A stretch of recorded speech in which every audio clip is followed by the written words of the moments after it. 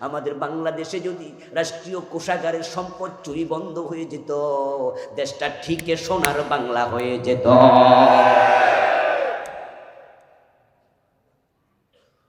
5 কোটি টাকা যদি কোনো রাস্তায় বাজেট হয়, বাজেটের সময় 1 কোটি নাই, ঠিক না? উপরওয়ালা 1 কোটি রাখা দেয়, 20% আগে শেষ। তারপরে এবার নিচের দিকে আসছে 4 কোটি।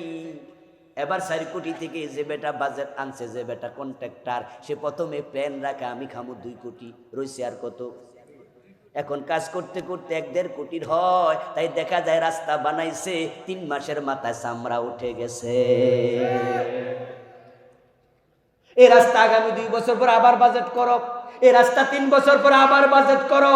এক রাস্তা যদি 3 বছর পরে পরে বানায়, তো গ্রামের রাস্তা উন্নতি হবে কেমনে? যদি সবগুলো চুরি বন্ধ করে দাও, 50 বছর লাগে না, 30 বছরের ব্যবধানে এটা সিঙ্গাপুর হয়ে যেত, মালয়েশিয়া হয়ে যেত। আমাদের টাকা এমন জমতো, আমরা অন্য জায়গায় টাকা পাঠাতে পারতাম। ওই গরিব মুসলমানদের কাছে আমরা পাঠাতাম। ওই ইয়ামানের মুসলমান কষ্টে আছো, যাও আমাদের বাংলাদেশ থেকে 2 কোটি দিলাম, 20 কোটি ডলার, 5 কোটি ডলার দিলাম। এখন সামান্য জ্বর হলে, তুফান হলে আমাদের প্রধানমন্ত্রী, প্রেসিডেন্ট বিশ্ব ব্যাংকের কাছে ভিক্ষা চাওয়া লাগে, ঠিক না? একটু সিডার হয়েছিল 3-4টা জেলা, এই যে 5-7 বছর আগে আমাদের সাতক্ষীরা অঞ্চলে। দেখা গেছে আমাদের অর্থমন্ত্রী টেনশনে পড়ে গেছে, প্রধানমন্ত্রী টেনশনে পড়ে গেছে, IMF এর কাছে হাত পাতে, বিশ্ব ব্যাংকের কাছে হাত পাতে, জাইকার কাছে হাত পাতে, ADBর কাছে হাত পাতে। আমরা তখন ভিক্ষুকের জাতি হয়ে যাই, অথচ এই দেশের কিছু লোক কানাডায় বেগম পাড়া বানাচ্ছে। ইসলাম যদি বিজয়ী হতো, চোর ধরে হাত কাটা শুরু হয়ে যেত। আমার বন্ধু, দিন বিজয় হওয়ার না হওয়ার কারণ আজকে নামাজের খবর কি? নামাজের বিজয় হয় নাই, আলেম ওলামাদের বিজয় হয় নাই। দিন বিজয় না হওয়ার কারণে ইসলাম বিদায় নিচ্ছে দেশ থেকে।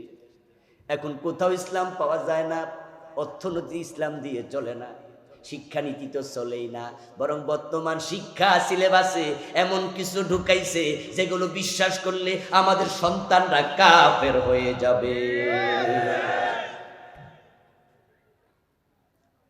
এই 2023 সনের শিক্ষাবর্ষ বড় জঘন্য আমাদের দেশের জন্য। এই শিক্ষাবর্ষের বইগুলো বড় জঘন্য জঘন্য জঘন্য, যেটা আগে কোনোদিন কেউ কল্পনা করে নাই।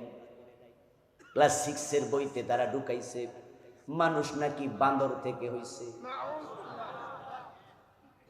বিবর্তনবাদের থিওরি আমাদের ছোট্ট ছোট্ট বাচ্চাদের কানের ভিতরে মগজে ঢুকাচ্ছে।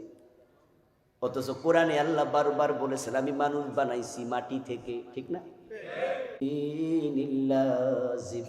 মিন হামাইম মাসনুন মিন সালসালিন কাল ফাখার।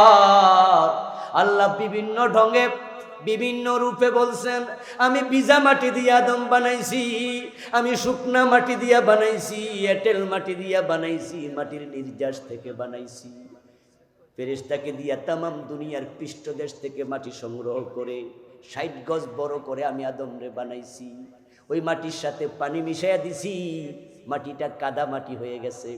তারপরে জলীয় বাষ্প টেনে নিয়ে গেছে পানি, মাটিটা এঁটেল মাটি হয়ে গেছে। তারপরে আদমরে যখন বানালাম, সূর্যের তাপের কারণে ওই মাটিটা শুকাইয়া ঠনঠনে শুকনা মাটি হয়েছে। তারপর তাতে আমি রূহ দিয়েছি, আদম জীবিত হইয়া হাড্ডি মাংসের মানুষ হইয়া দাঁড়াইয়া গেছে। এই হলো মানুষ বানানোর সিস্টেম, উৎসব। আর ওরা আজকে সিলেবাসে ঢুকাইছে মানুষ নাকি বানর থেকে হয়েছে। আমাদের ছোট ছোট বাচ্চারা বইতে পড়ে এই বিশ্বাস যদি লালন করে, সাথে সাথে কোরআনের আয়াত স্বীকার করার কারণে বেঈমান হয়ে যাবে। আমরা দিন দিন কোথায় যাচ্ছি, কোথায় যাচ্ছি?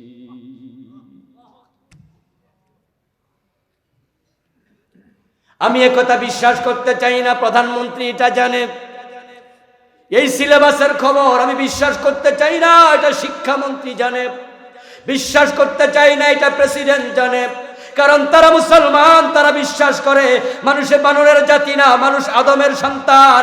বরং কিছু লোক এখানে ঘোলা পানিতে মাছ শিকার করে দেশ অশান্ত করতে চায়, মুসলমানদের ঈমান কেড়ে নিতে চায়। সিলেবাসে এটা যারা ঢুকাইছে তাদের বিচার হওয়া লাগবে।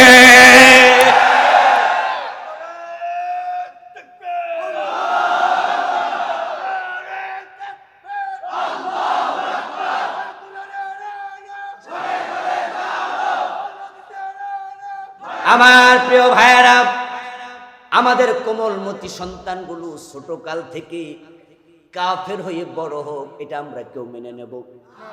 কেউ মেনে নেব? বলুন তো, রাজনীতি আগে না ঈমান আগে? জোরে বলুন, রাজনীতি আগে না ঈমান আগে? দল আগে না ইসলাম আগে? এই জন্য যেই কাজ করলে ইসলাম হারায়া যায়, ঈমান চলে যায়, ওইটার ব্যাপারে দলমত ভুলে সবার প্রতিবাদ করা লাগবে। যে সিলেবাস পরিবর্তন করতে